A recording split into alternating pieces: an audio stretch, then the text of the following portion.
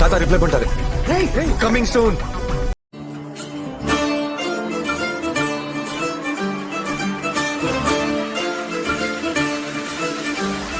So hashtag வந்து trend ஆயிடுச்சு. இந்தியாவுக்கு வந்துட்டு இந்தியன் டூ தாத்தா, இந்தியன் தாத்தா வந்து வர்றதுக்கு ரெடி ஆயிட்டாரு. இன்னொரு சுதந்திர போராட்டத்துக்கு போகணும். என்னடி சொல்ற? இங்க பார்த்தா ஒரு போராட்டம் நடந்துருக்கு. சித்தார்த் வந்து உட்காந்து போராடிட்டு இருக்காரு. நீ யாரியா? Chithra Aravindan, social media. என் மூஞ்சில என்ன கேன ஏதாவது எழுதி இருக்கா? இன்னைக்கு அடிக்கிற அடியில மூஞ்சி முகரையெல்லாம் பஞ்சர் ஆயிரும். எத்தனை பேரை கிளம்பிருக்கீங்க?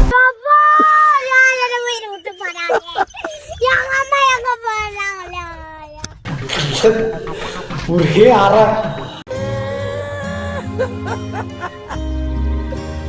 அரைஞ்சதுக்கப்புறம் கட் பண்ணோம்னா தலைவன் வந்து டென்ஷனா உட்காந்துருக்காப்ல லேப்டாப் பார்த்துட்டு, ஐயா தாத்தா வருவான்னு பார்த்து காப்பாற்ற யாருமே வரல கடைசி வரைக்கும் அப்படின்ட்டு பார்த்தா நான் வரேன் அப்படின்னு சொல்லிட்டு ஒரு திட்ட போட்டுறாப்ல. இதுக்கு மேல தாங்க முடியாது. அதுக்கப்புறம் பிடிக்க முடியுமா ஆளுக்கு ஒரு கெட்டப்பு இட்ஸ் ஆசம் அப்படின்னு பிரியா பவானி சங்கர் சொல்றது. அவரு யூனிஃபார்ம்லாம் போட்டு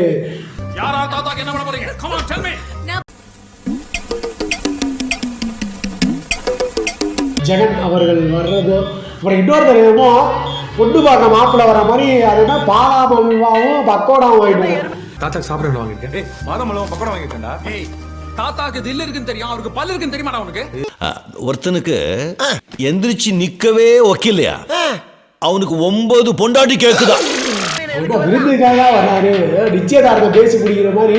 தாத்தாவுக்கு என்ன வாங்கிட்டு தெரியுமா? பாதாம் அல்வாவும் பக்கோடாவுமா. டயலாக்லாம் வார்த்தையே இல்லை சொல்றதுக்கு. ஏன்னா எல்லா டயலாக்குமே அப்படிதான் இருக்கு இந்த படத்துல. இணையப்பவும் நரிப்பயிர் வடையும். என்னது நரிப்பயிர் வடையா? அப்ப தொட்டுக்கிறதுக்கு நாய்க்கோட சட்னியா? என்ன நடக்குதுங்க? என்ன நடக்குதா? நீ போட்டிருக்க 50 சாரியில வந்துட்டு 10 சாரி மட்டும் தான் வாங்குது, மிச்சம் 40 சாரி அவருது. யாரு? அவன் சித்தார்த் சொல்றாரு அவன் அம்மாட்ட, நீ வச்சிருக்கிற 50 பட்டு புடவைல 40 ஒன்று இல்ல. நம்ம கண்ட காட்சி உண்மைதானா? உங்ககிட்ட இருக்கிற 150 சவரன்ல 100 சவரன் உன்னோடது இல்ல. செருப்பு பிஞ்சிடும். அதுக்கப்புறம் என்ன, நீ 100 போவாங்க வச்சிருக்கா, அதுல 50 ஓகுது, இன்னொருத்தவங்க 50. சரியான டெபடிஷன். ஊழலுக்கு இந்த மாதிரி டெபடிஷன்லாம் எப்படி கொடுத்தாங்கன்னு எனக்கே தெரியல. அப்புறம் அவரு யாரு, ஜெகன், அவங்க வீட்டில் அவங்க மாமாவை அரெஸ்ட் பண்ணும்போது அவரு அக்காணி வெயிட் போட்டதை வந்துட்டு சாப்பிட்டனால இல்லை, பல பேர் சாபத்தினால. உனக்கு புரியுற மாதிரி சொல்லணும்னா, நீ சாப்பிட்டதுனால வெயிட் போடல, பல பேர் சாபத்தினால தான் வெயிட் போட்டிருக்க. ஏன்னா இவ்வளவு நாள் என் கூட இருக்கிய, நீங்களே நீ எப்படி கிண்டல் அடிக்கலாமா? இப்படிலாம் சாப்பிட்டுக்கிட்டே இருந்தா எல்லா பேருமே குட்டாயிடலாம்.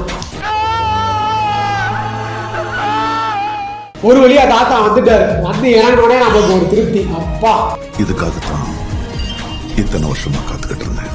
தாத்தா வந்துட்டாரு. இனிமேலாவது அந்த யூடியூபர்ஸ் தொல்லை இருக்காது. சபா இப்பவே கண்ணை கட்டுது. இவர் வந்து நம்மள வேற லெவல் சம்பவம் செஞ்சிருவார் அப்படின்னு தான் உட்காந்து அந்த இடத்துல பாடம் நடத்திக்கிட்டு மாதிரி மருமகளைக்கு டெபனிஷன் கொடுத்துருக்காரு. ஒரு கொலையை ஒழுங்கா செய்ய விடுறீங்களாடா?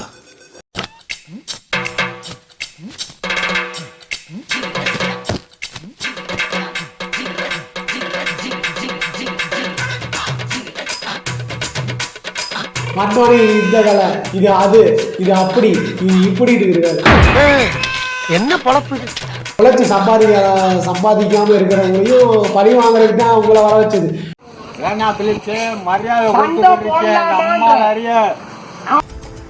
நீங்க வந்துட்டு இது இதுக்கு ஒர்க் ஆகும், அதுக்கு ஒர்க் ஆகும் பாட்டு படிக்கிறாரு. ஒரு புதுவ மாதிரி ஓட விடுறாங்க. இன்னொருத்தனா ஆனா இருந்து பெண்ணா மாறுறது, அதெல்லாம் வந்துட்டு இது இருக்கணும். இதுன்னா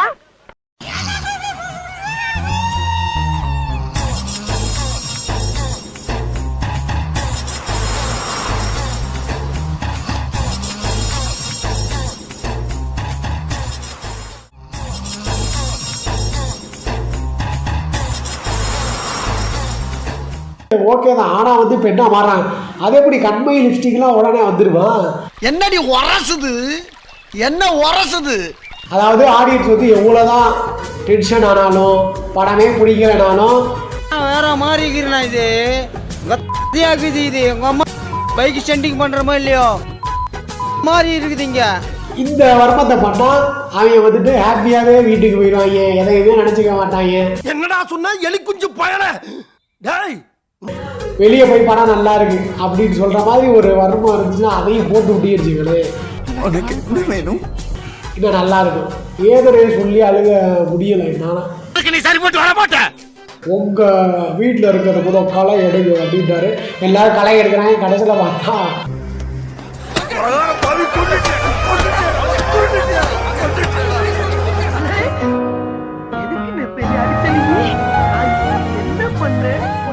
நல்ல ஒரு சூழல்ல நடக்க வேண்டிய நம்ம முதல் சந்திப்பு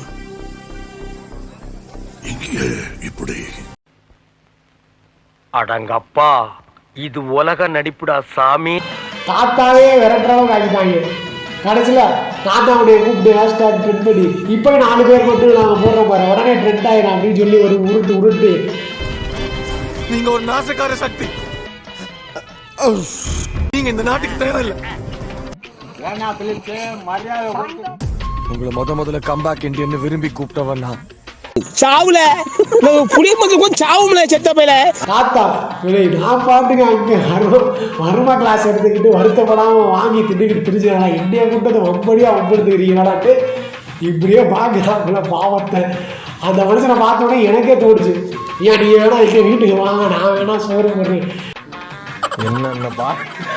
என்னென்ன சொல்றான் பாருங்க, கம்பி கட்டுற கதையெல்லாம் எடுத்து போடுறான். கடைசி வரைக்கும் ஆனால் தாத்தா வந்து லஞ்சத்தை வலிக்காமையே ஹேஷ்டாக ட்ரெண்ட் பண்ணி அவர் பாவத்தை அடி ஆளை விட்றா சாமிட்டு. Go back Indian. பயமா எனக்கா ஓனுக்கா கொல்லமா வச்சிருக்கேன் போறாரு. அதுக்கு கூடால வில்ல என்ன பண்ணாரு, ஆளை விட்டு அடிக்கடா அப்படின்னு.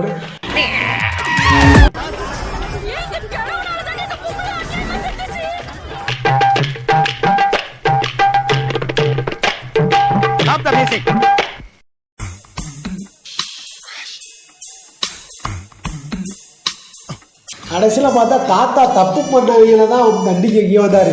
ஆனால் அவரையே தப்பு பண்ண வச்சுட்டாங்க. ஒரு வண்டியை பிடிக்கிட்டு அவர் ஓட ஆரம்பிச்சிட்டாரு.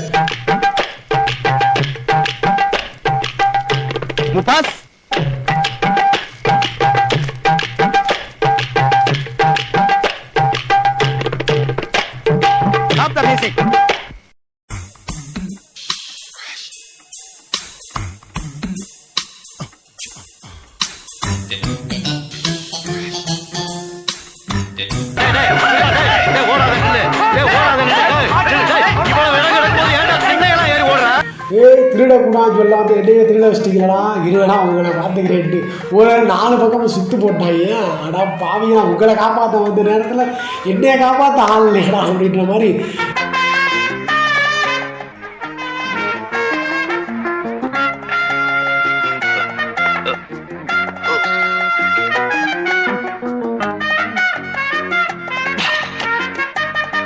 அப்படியே ரவுண்டாக நான் நிற்க வச்சு ரவுண்டு கட்டிலடா எறிகிறீங்க அப்படின்ட்டு பதறாப்புல. எந்த பக்கம் போனாலும் பாய்கிறாங்களே, ஒன்றும் வர முடியாது அப்படின்ட்டு.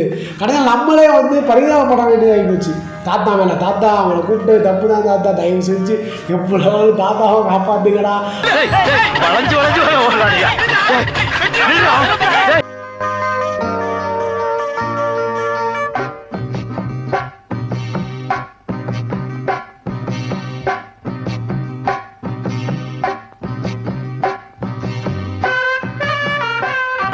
கிடைக்குதுல்ல? ஆமா, கொஞ்சம் இருக்கு. ஆமா, ஏன்டா அப்படி ஓடுற? அப்படி நம்ம ப்ரே பண்ற மாதிரி ஒரு நிலைமை ஆகிட்டாங்க. இதில் கடைசியில் அடுத்து 3rd பார்ட் வேற வருதான். பாப்போம் என்ன நடக்குதுன்னு. தாத்தா வந்து லஞ்சத்தை ஒழிப்பார், ஊழல் ஒழிப்பார்னு பார்த்தா வந்து பாடம் நடத்திட்டு போயிட்டாரு.